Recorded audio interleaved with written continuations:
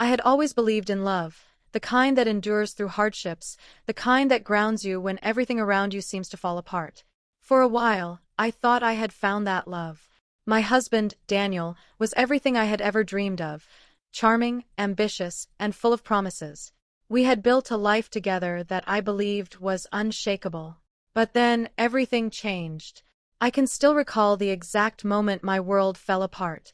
I was 5 months pregnant, eagerly awaiting the arrival of the little one growing inside me. I had just finished preparing the nursery, a small yet beautiful space painted in soothing blues and yellows. That evening, I had made Daniel's favorite dinner, excited to share my joy about our future together. However, when he walked through the door, something felt off. His posture was rigid, his gaze distant. "We need to talk," he said, his tone cold and distant. My heart began to race. "What is it?" I asked. He paused for a moment, as though contemplating whether to soften the blow, but then, with finality, he said, "I'm leaving." I stood there, unable to breathe. "Leaving? What do you mean?" I stammered. I've met someone else." Those words hit me like a punch to the gut, knocking the air out of my lungs. Someone else? I instinctively placed my hands on my belly, holding the child we had created together. "Daniel, we're having a baby," I said, my voice trembling. "You can't just—" "I didn't plan for this," he cut me off, his jaw tight. "But I've fallen in love with her." His words left me feeling nauseous, not from the pregnancy, but from the overwhelming pain. The man I had trusted, the one who had promised to stand by me, was walking away. Tears blurred my vision. "What about our baby? What about me?" "I'll make sure you're financially taken care of," he said, as if that could somehow fix everything, as if money could replace the love of a father. I shook my head in disbelief. "Daniel, this isn't about money. This is about our family." For a brief moment, I saw a flicker of guilt in his eyes, but it wasn't enough to change anything. Nothing could. "I'm sorry," he said in a hollow voice, "but I have to go." And with that, he turned his back on me, and on us. I stood there, frozen, still cradling my belly. I wanted to scream, to beg, to demand answers, but what was the point? The man I loved was already gone, even as he walked out the door. That night, I lay in the nursery, surrounded by baby clothes and tiny blankets. The room, once filled with warmth and dreams, now felt empty, haunted by promises that would never be fulfilled. But as I placed my hand on my belly, I felt a soft kick, a tiny, reassuring reminder. He may have left, but I was not alone. I still had my child, and from that moment on, I made a vow. I would never let his abandonment define me. I would rise again, no matter what. The days after Daniel's departure were a blur of grief and exhaustion. At first, I was trapped in disbelief, waking up expecting him to be beside me, reaching for my phone to text him, only to be reminded that he was gone. The silence in our home grew unbearable, pressing in on me like a suffocating fog. But the hardest part wasn't the heartbreak, it was the loneliness. I had no one to turn to. My family lived far away, and most of our mutual friends drifted away, unsure how to interact with the woman who had been left behind. My once bustling life had turned into a quiet void. And yet, life didn't slow down. My pregnancy moved forward, my body changing in ways I wasn't ready for. What was supposed to be a time of joy, doctor's appointments, baby shopping, decorating the nursery, became a constant reminder that I was facing this alone. I vividly remember one doctor's appointment. I sat in the waiting room, surrounded by glowing couples, husbands holding their wives' hands, excitedly discussing baby names. And there I was, alone, clutching my medical forms with trembling hands. When the nurse called my name, I could feel the eyes of everyone on me, silently wondering, where is the father? I forced myself to stand tall, to hold back the tears that threatened to fall. But inside, I was crumbling. The doctor's calm voice brought me back to the moment. "Would you like to hear the heartbeat?" I nodded, unable to speak. And then, in that quiet room, I heard it, the steady, rhythmic thumping of my baby's heartbeat. Strong, unwavering, alive. A wave of emotions washed over me: relief, wonder, love. For the first time since Daniel left, I felt something other than pain. I had been so consumed by my heartbreak that I had forgotten the most important thing. I wasn't alone. That tiny heartbeat reminded me that I had a reason to keep going, a reason to fight. That night I made a decision. I wasn't going to let Daniel's betrayal define me. I wasn't going to let his absence turn me into someone bitter and broken. I had a child to raise, a future to build. So I started over. I moved out of the house we had shared, unable to bear the memories that haunted its walls. I found a small apartment, not much but mine. I picked up extra hours at work, saving every penny for the baby. I took birthing classes alone, learning how to be both a mother and a father. It wasn't easy. There were nights I cried myself to sleep, exhausted and afraid. Mornings when I woke up to overwhelming anxiety, wondering if I was strong enough to do this. But each day I pushed forward. I found comfort in the little things. The first tiny kicks, the warmth of the sun on my face as I decorated the nursery, the kindness of strangers who offered a helping hand when I least expected it. And slowly I began to heal. Not because I had stopped loving Daniel, but because I had started loving myself again. For the first time in a long time, I wasn't waiting for someone to save me. I was saving myself. And I was doing it for the person who mattered most, my child. The months passed faster than I expected. The weight of heartbreak never fully disappeared, but it became easier to carry. Every kick, every fluttering movement inside me was a reminder that I wasn't just surviving, I was preparing for something greater. Then the day finally arrived. It started with a dull ache in the middle of the night, pulling me from restless sleep. At first, I thought it was just another discomfort, another symptom of pregnancy. But then the pain deepened, coming in steady waves. By the time I reached the hospital, I was gripping the edge of my seat, my breath shallow as contractions surged through me. I had imagined this moment so many times. I had read every book, watched every video, prepared for every possibility. But nothing truly prepares you for the overwhelming reality of bringing life into the world. Labor was long. Hours blurred together, filled with pain, exhaustion, and moments where I didn't think I could keep going. I had no hand to hold, no reassuring voice whispering that I was doing great. But I had something stronger: determination. And then, finally, after what felt like a lifetime, I heard it. A sharp, piercing cry. Tears flooded my eyes as a nurse gently placed a small, wriggling body into my arms. My baby. A little boy, his tiny fingers curling instinctively around mine, his face scrunched up as he took his first breaths in this world. I had thought I knew love before. But in that moment, holding my son against my chest, I felt love in a way I never had before. Unshakable. Boundless. I whispered his name for the first time. The name I had chosen alone. The name that now belonged to the little soul who had given my life a whole new meaning. As I stared down at him, everything else faded. The pain, the betrayal, the loneliness. It didn't matter anymore. I wasn't just a woman who had been left behind. I was a mother. And that was more powerful than anything Daniel had taken from me. I promised Liam right there in that hospital room that I would give him a life full of love. That I would never let him feel like he was missing something, even if his father had chosen not to be there. It wouldn't always be easy.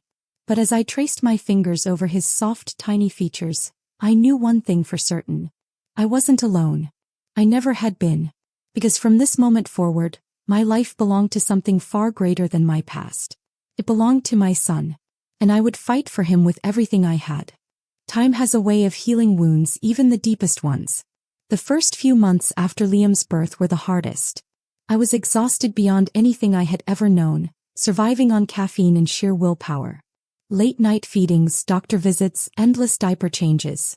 Motherhood was both beautiful and utterly overwhelming. But I adapted. I learned to function on little sleep, to juggle work and motherhood, to celebrate the small victories, like the first time Liam slept through the night or the moment he reached out for me with tiny, trusting hands. And as Liam grew, so did I.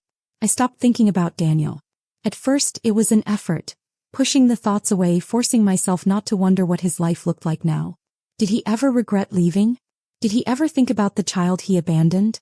But with time, those questions became meaningless. I had built a life without him, one where Liam was happy and thriving. Still, I won't pretend it was easy. Raising a child alone had its challenges.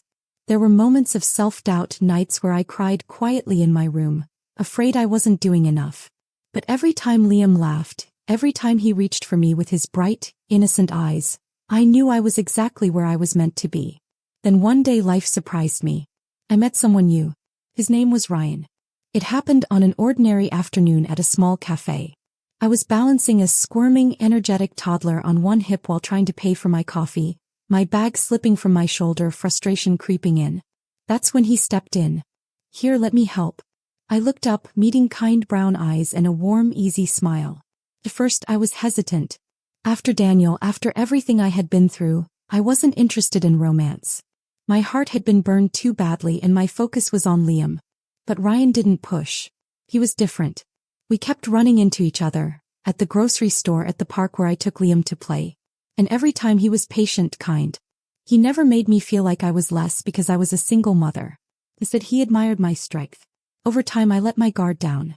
One evening, after weeks of casual conversations, I finally agreed to let him take me out for dinner. It was the first time in years that I had allowed myself to enjoy being with someone. And slowly I realized something. Ryan wasn't trying to fix me. He wasn't trying to replace what had been lost. He was simply there. Supportive. Caring. Understanding. And the best part? Liam loved him. I watched as Ryan knelt down to my son's level, patiently helping him tie his shoes. I saw the way he listened to Liam's excited toddler chatter, genuinely interested in every word. For the first time I saw a man who didn't see Liam as baggage. He saw him as a gift. One evening, as we sat on my couch after putting Liam to bed, Ryan looked at me with that same steady warmth I had come to trust. "You don't have to do this alone," he said softly. "Not anymore." Tears burned behind my eyes. Because for the longest time I had convinced myself that I had to. That no one would ever stay. That love was something fleeting, something that always ended in heartbreak. But Ryan proved me wrong. Love wasn't just grand gestures and passionate declarations. Sometimes love was simple. It was showing up. It was being there. And as I rested my head against his shoulder, I realized I had finally found someone who saw me, truly saw me. Not as the woman who had been left behind, but as the woman who had survived. And for the first time in a long time I let myself believe in love again. Because this time it was real. And I wasn't afraid. For the first time in years my life felt full. Not perfect, because what life ever is. But real. The kind of life I had once thought I would never have again. Ryan became a constant presence, not just for me but for Liam too. He never pushed, never tried to insert himself where he wasn't wanted, but he was there. In the small moments. The important ones. Like when Liam had a fever at 2 a.m. and I was too exhausted to think straight. Ryan showed up at my door with medicine and a look of quiet determination, holding me steady when I felt like I was falling apart. Like when Liam took his first steps, wobbling toward Ryan instead of me, laughing as he stumbled into his waiting arms. Like when I had my first real job interview since becoming a mother, nervous and doubting myself, and Ryan kissed my forehead and said, "You're going to do amazing." He was there in ways Daniel never had been. He didn't just love me, he loved us. It was terrifying in a way. Letting someone in again. Trusting that this time, it wouldn't end in betrayal. But Ryan had patience where I had fear, and with time I let myself believe that maybe, just maybe, I deserved this happiness. Our relationship wasn't rushed.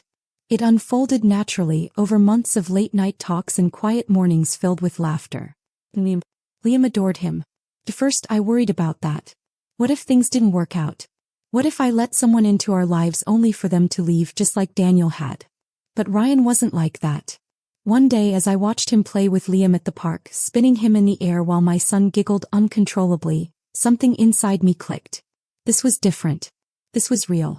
One evening as we sat on my small couch, Liam already fast asleep in his room, I finally voiced the question that had been lingering in my mind. Do you ever feel like you got more than you signed up for? Ryan looked at me, genuinely confused. What do you mean? I hesitated, then sighed. I come with a lot of history, Ryan. A lot of baggage. I don't want you to feel like you have to take all of that on. His gaze softened. Emma, you're not baggage. Liam's not baggage. He reached for my hand, intertwining our fingers. You're family. And I want to be part of that. Tears pricked at my eyes, but for once they weren't from pain. They were from something much rarer. Hope and love. True, unwavering, unconditional love. A few weeks later he met my parents for the first time. I hadn't seen them much since everything happened with Daniel, mostly because I had been too ashamed to admit how badly I had fallen apart after he left. But now, standing beside Ryan, I felt different. Stronger. like someone who had built something instead of just surviving. My mother, always the cautious one, pulled me aside at the end of the evening. "He seems like a good man." I smiled, watching as Ryan helped my father pack away the dishes. "He is." And for the first time I truly believed that love didn't have to be painful. It could be safe. It could be forever. That night, as Liam slept peacefully in his bed, I curled up beside Ryan and whispered the words I had been too afraid to say before. "I love you." He didn't hesitate. "I love you too." And this time I knew he meant it. Because love isn't just words. It's actions. It's showing up. And Ryan always did. Life had finally settled into something good. Something I hadn't thought I would ever have again.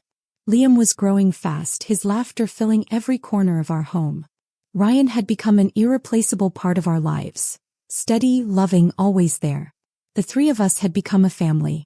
Not the kind that's made by blood alone, but the kind that's built on trust, effort, and unconditional love. I had moved on. And then one ordinary afternoon my past came crashing back. I was at the park with Liam, watching as he ran across the grass, his little feet kicking up dust as he chased after his toy airplane. The warm breeze carried his giggles through the air and I smiled, feeling at peace. Then I heard his voice. "Emma?" The world seemed to tilt. I turned, my breath catching in my throat. "Daniel." He stood a few feet away, looking almost the same but different. His once pristine appearance now slightly rougher, his face lined with something that looked dangerously close to regret. My entire body went cold. He shouldn't be here. He had no reason to be here. But there he was, standing in front of me, looking at me like he had the right to. "Emma," he said again, taking a step closer. "It's been a long time." I swallowed hard, my hands clenching into fists. "What do you want?" His eyes flickered past me, toward Liam. Toward our son. A sick feeling twisted in my stomach.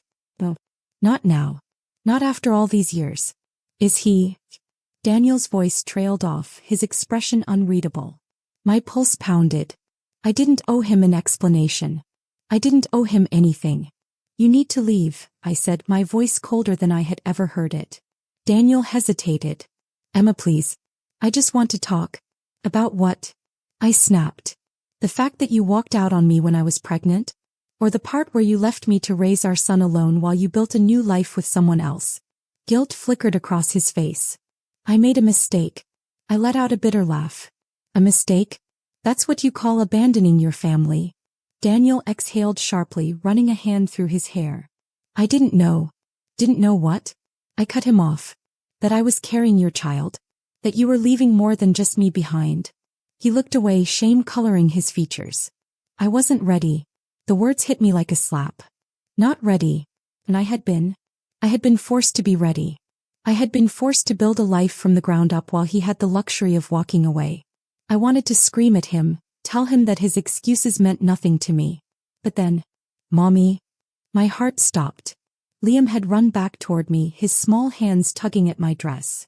"I'm thirsty." I reached down, brushing a hand over his soft brown curls. "We'll get some water in a second, sweetheart." And then, before I could stop it, Liam's curious eyes turned toward Daniel. Daniel stared at him. At his son. For a moment no one moved. Then, barely above a whisper, Daniel said, "Emma, is he mine?" The air between us crackled with unspoken words. I looked at him, my heart pounding. And then I said, "It doesn't matter." Because it didn't. Daniel had made his choice years ago. And I wasn't about to let him waltz back in just because he had suddenly decided he wanted to. Liam had a family. A real one. And Daniel? He was just a ghost from a past I had long since left behind. I thought that would be the end of it. That after our confrontation in the park, Daniel would take the hint and disappear, just like he had before. I was wrong. Because Daniel wasn't just here to talk. He had already done his own digging. The next day as I was leaving work, I found him waiting outside. "I know the truth now," he said, his voice a mix of guilt and urgency. "Liam is mine." I gritted my teeth, my exhaustion turning to frustration. "That's not your business anymore." He exhaled sharply. "How can you say that?" "He's my son." "No," I shot back, my voice cold. "He's my son. I'm the one who stayed. I'm the one who raised him. You don't get to show up now and act like you deserve anything." Daniel looked down, swallowing hard. "I should have been there." I let out a bitter laugh. "You think?" Silence stretched between us, heavy with years of resentment and lost time. Then quietly he said, "I want to be in his life." My breath hitched. I had expected regret. I had expected excuses. But this? Well. You don't just get to decide that now, I said, crossing my arms. You left me when I needed you the most. You abandoned him before he was even born. What makes you think you have the right to walk back in? Daniel ran a hand through his hair, his frustration bubbling over. Emma, I was young. I was stupid. I made mistakes. I shook my head, my heart pounding. You made a choice. A choice that left me alone. A choice that forced me to fight battles he never even had to see. Daniel hesitated. I know I can't undo the past, but I want to try. I want to be his father. I flinched at the word. Not because I hadn't prepared for this moment, but because I had. And I knew exactly what I needed to say. Liam already has a father, I said. Daniel's face fell. What? I took a slow breath, steadying myself. His name is Ryan. He's been there for him. He's the one who tucks him in at night. The one who reads him bedtime stories. The one who's held his hand through fevers and nightmares. You don't get to take that from him just because you suddenly feel guilty. Daniel stared at me, his mouth slightly open, like he hadn't expected this. Like he had thought he could just fix things with an apology. But this wasn't about him. It never had been. I glanced at my watch, suddenly desperate to end this conversation. I have to pick Liam up from daycare. Daniel stepped closer, his voice softer now. Emma, please. Just let me see him. Once. My chest tightened. Could I do that? Could I let the man who had left me, who had left us, meet the child he had abandoned? Would that be fair to Liam? Or would it just reopen wounds that had finally started to heal? I didn't have an answer. Not yet. But one thing was clear. Daniel might have discovered the truth. But that didn't mean he had a place in our lives. Not unless I decided he did. And that was a choice he no longer had control over. I didn't give Daniel an answer that day. I couldn't. The idea of him suddenly wanting to be in Liam's life felt too surreal, too convenient. For years I had done everything alone. Every late-night fever, every scraped knee, every school performance, I had been there. And now, out of nowhere, Daniel thought he could just show up? Well, it wasn't that simple. But Daniel didn't give up. A few days after our conversation, he texted me. Daniel, Emma, I know I hurt you. But please let me see him. Just once. I ignored it. Then he sent another. Daniel, I don't want to take him from you. I just want to know him. So I didn't reply. Then the next day I saw him at Liam's daycare. I froze. Liam hadn't noticed him yet, too busy laughing with his friends. But Daniel was standing at a distance, his hands in his pockets, watching. I walked straight up to him, my heart hammering. What are you doing here? He exhaled, looking exhausted. I just wanted to see him. That's not how this works, Daniel. I kept my voice low, controlled, but my patience was wearing thin. You don't get to stalk his daycare. If you want to talk about this, we do it on my terms. He nodded, rubbing his face. I get it. I don't know how to do this. I studied him carefully. For the first time, he didn't look like the arrogant man who had walked away from me years ago. He looked uncertain. But that didn't mean I trusted him. That night I talked to Ryan. He listened as I paced around our living room, my emotions tangled between frustration and fear. What if he takes me to court? I blurted. What if he actually wants custody? Ryan leaned forward, his voice calm. Legally he could try. But you have full custody. He left, Emma. Any judge will see that. I sighed, sitting down beside him. But what if he actually means it? What if he really wants to be in Liam's life now? Ryan was quiet for a moment, then said, the question isn't about what he wants. It's about what's best for Liam. And that was the problem. Because I didn't know what was best. Liam had never asked about his biological father. Ryan had been in his life since he was little. He didn't know any different. Would bringing Daniel in now just confuse him? Or would it hurt him more if I didn't? After a long silence, I said, I'll let him meet Liam. Once. Ryan nodded, squeezing my hand. And if it doesn't feel right? Then it ends there. The following weekend I arranged the meeting. We met at a quiet cafe, away from any familiar places Liam associated with safety. I didn't want him to feel like his world was shifting under him.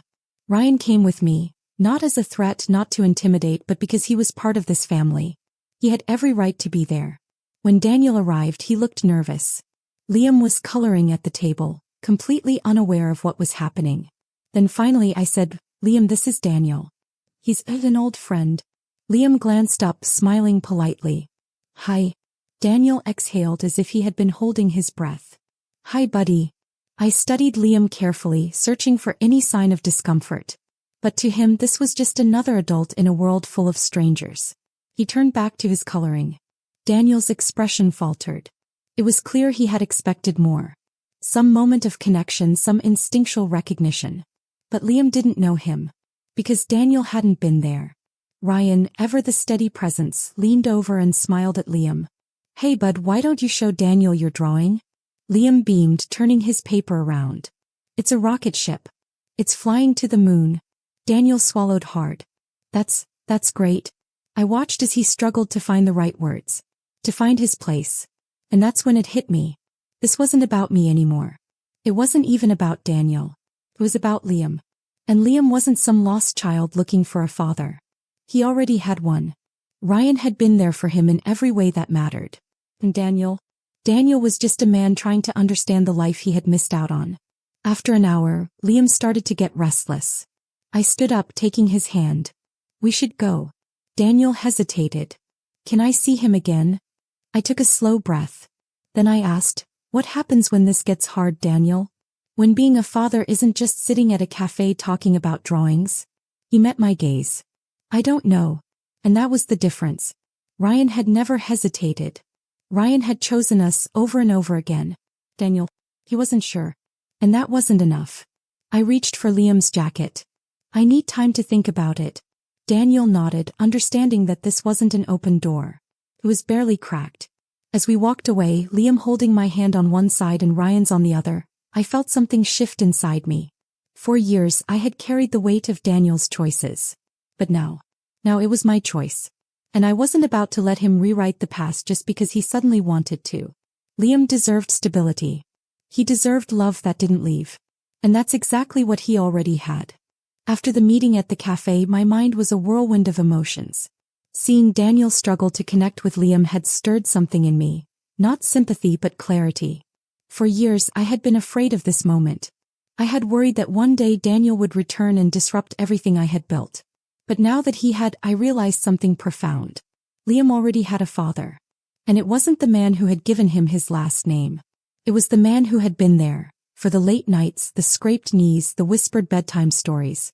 The man who had shown up, day after day, never expecting anything in return. It was Ryan.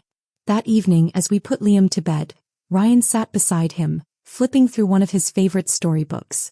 Liam curled up close, his small fingers clutching Ryan's sleeve.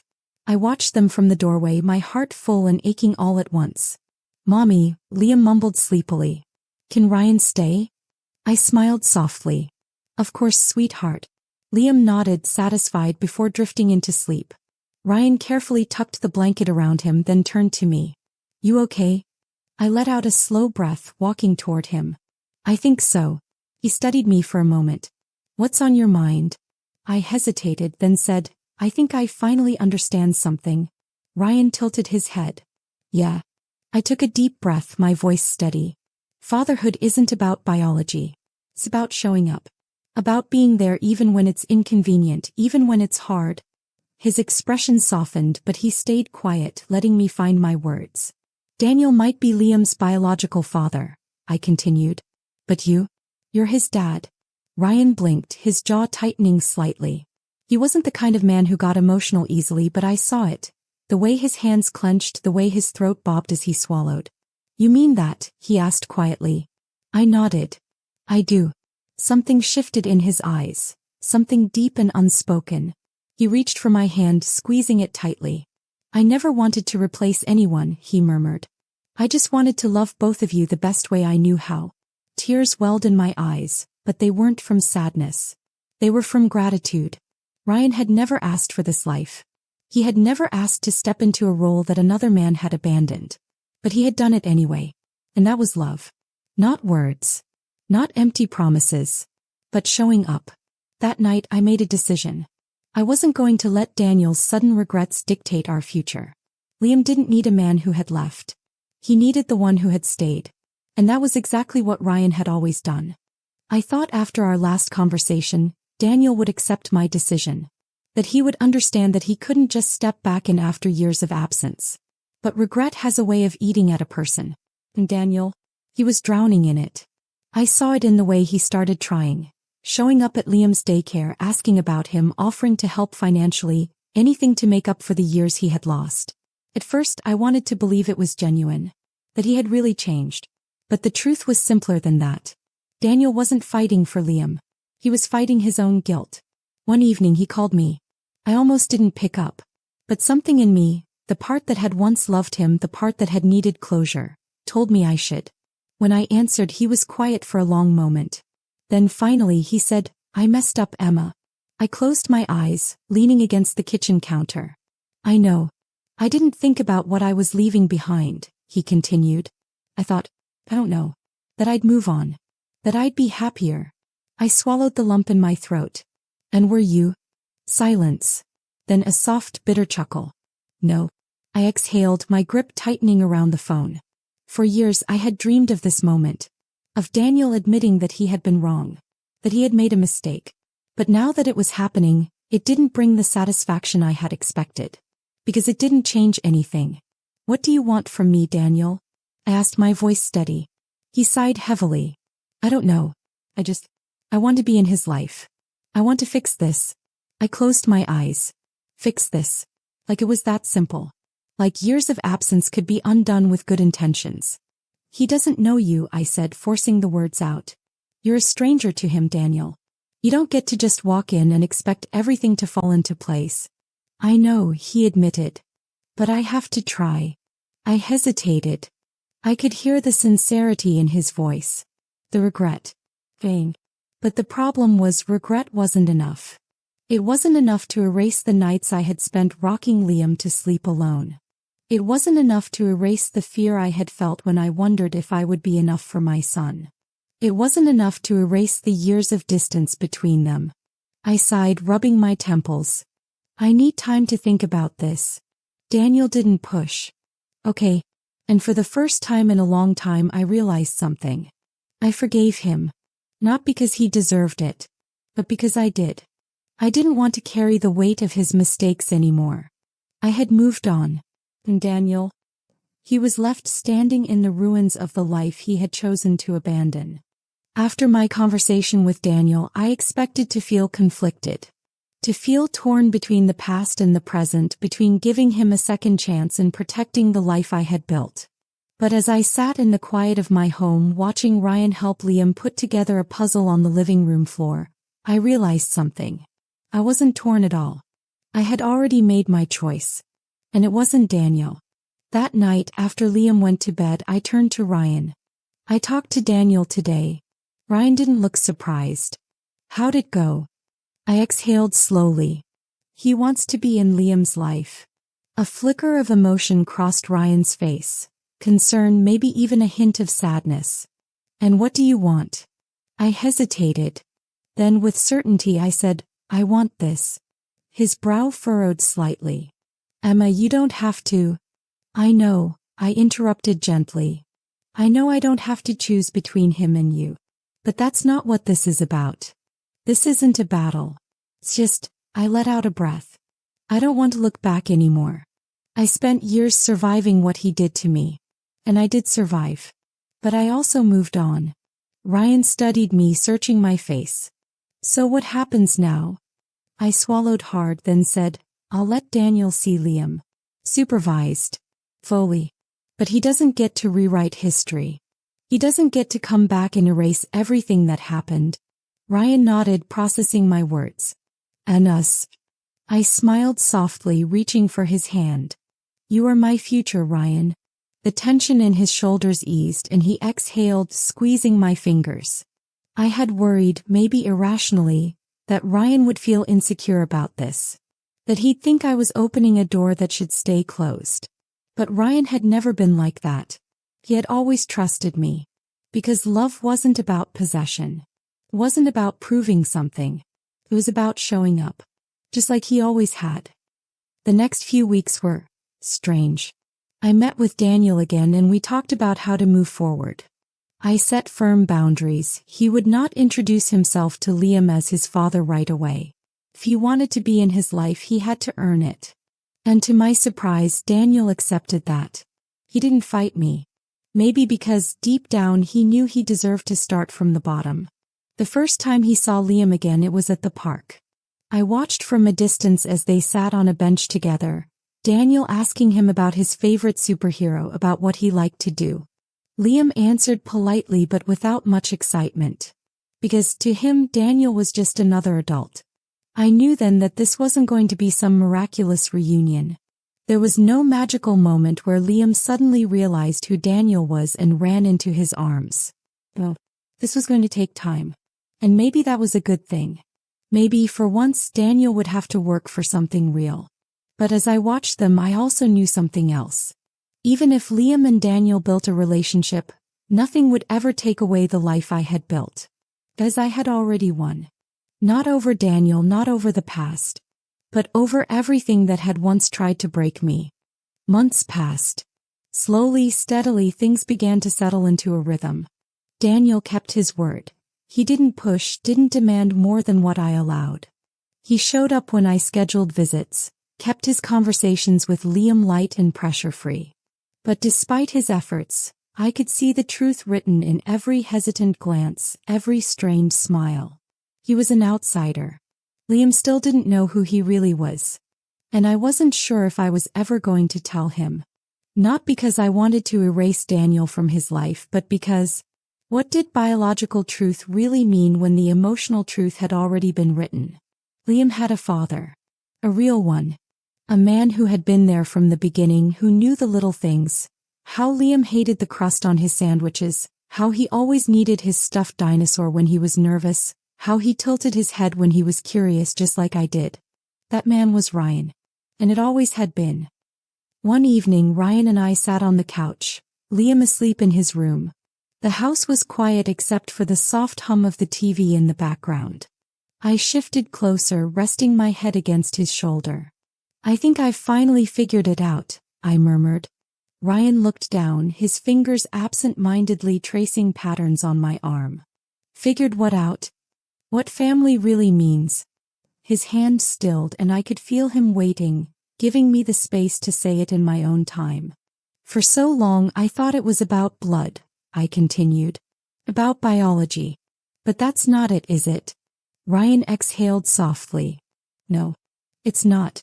I sat up slightly so I could look at him. Family is about showing up. About loving someone enough to stay even when it's hard. Even when it's inconvenient. He smiled, brushing a loose strand of hair from my face. "Yeah, I think so too." I took a deep breath, my chest tightening with emotions I had held back for too long. "Ryan," I hesitated, my fingers gripping his. "I want you to be Liam's father. Officially." His entire body went still. I rushed to explain. "You already are. In every way that matters. But I want it to be real. I want Liam to grow up knowing that the man who loves him chose him." Ryan blinked as if he wasn't sure he had heard me correctly. "Are you saying?" "I want to make it legal," I whispered. "I want you to adopt him." His breath hitched. Then suddenly he laughed, soft and disbelieving, his hands coming up to cup my face. "Emma," he murmured, pressing his forehead to mine. "Are you sure?" I nodded, tears filling my eyes. I've never been more sure of anything. For a moment neither of us spoke. Then in a voice thick with emotion he said, "I'd be honored." The adoption process took time. There were papers to file, meetings to attend, legal steps to take. But through it all Ryan never wavered. And neither did I. When the final court date arrived, we stood before the judge, Liam holding tightly to Ryan's hand. He didn't understand all the legal talk, but he knew something important was happening. And when the judge finally looked at Ryan and asked, "Do you willingly accept full parental responsibility for this child?" Ryan didn't even hesitate. "Yes," he said firmly. "I do." Tears streamed down my face as the judge signed the papers, making it official. Liam turned to Ryan, tilting his head. "What does this mean?" Ryan crouched down, smiling. It means I get to be your dad forever. Liam beamed, wrapping his little arms around Ryan's neck. You were already my dad. Ryan closed his eyes, his expression filled with love so deep it made my heart ache. That night, as we tucked Liam into bed, he looked up at us sleepily. I love you, Mommy, he mumbled. I kissed his forehead. I love you too, baby. Then he turned to Ryan. Love you, Daddy. Ryan's breath caught, his fingers tightening around the blanket. I love you too, kiddo, he whispered. And in that moment I knew. This was what healing looked like. Not forgetting the past. Not erasing what had happened. But choosing the future. And I had chosen right.